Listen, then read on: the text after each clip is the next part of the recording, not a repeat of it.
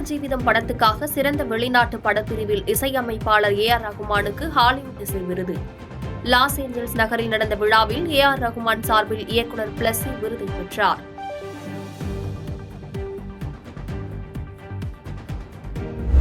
அதானி ஊழல் விவகாரத்தில் தமிழ்நாடு மின்வாரியத்தின் பங்கு குறித்து விசாரணை நடத்த வேண்டும். கௌதம் அதானி சந்திப்பு பற்றி முதல்வர் MK ஸ்டாலின் விளக்க வேண்டும் என பாமக நிறுவனர் ராமதாஸ் அறிக்கை.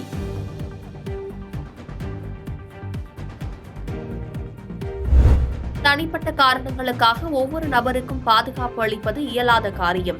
தமிழகத்தில் வழக்கறிஞர்கள் மீதான தாக்குதல்களை தடுத்து நிறுத்த கோரி தாக்கல் செய்யப்பட்ட பொதுநல மனு குறித்து சென்னை உயர்நீதிமன்றம் கருத்து.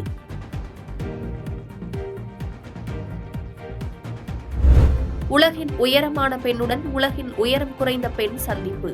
கின்னஸ் உலக சாதனை நாள் கொண்டாட்டத்தை ஒட்டி லண்டனில் ஏற்பாடு செய்யப்பட்ட நிகழ்ச்சியில் இருவரும் பங்கேற்பு.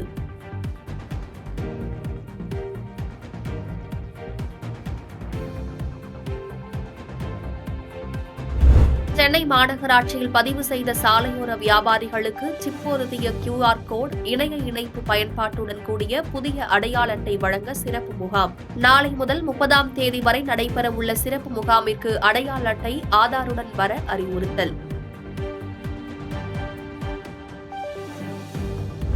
ஒசூரில் வழக்கறிஞர் மீது நடத்தப்பட்ட தாக்குதலை கண்டித்து சென்னை உயர்நீதிமன்ற வழக்கறிஞர்கள் ஆர்ப்பாட்டம். ஆர்ப்பாட்டத்தின் போது வழக்கறிஞர்கள் போலீசாரிடம் வாக்குவாதத்தில் ஈடுபட்டதால் பரபரப்பு.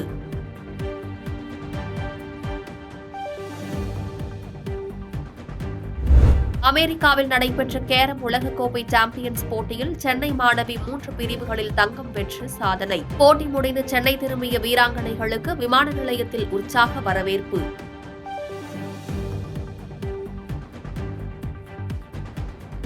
செய்பவரை கண்டால் நாம் பயங்கொள்ளலாகாது பாப்பா, மோதி மிதித்து விடு பாப்பா, அவர் முகத்தில் உமிழ்ந்து விடு பாப்பா.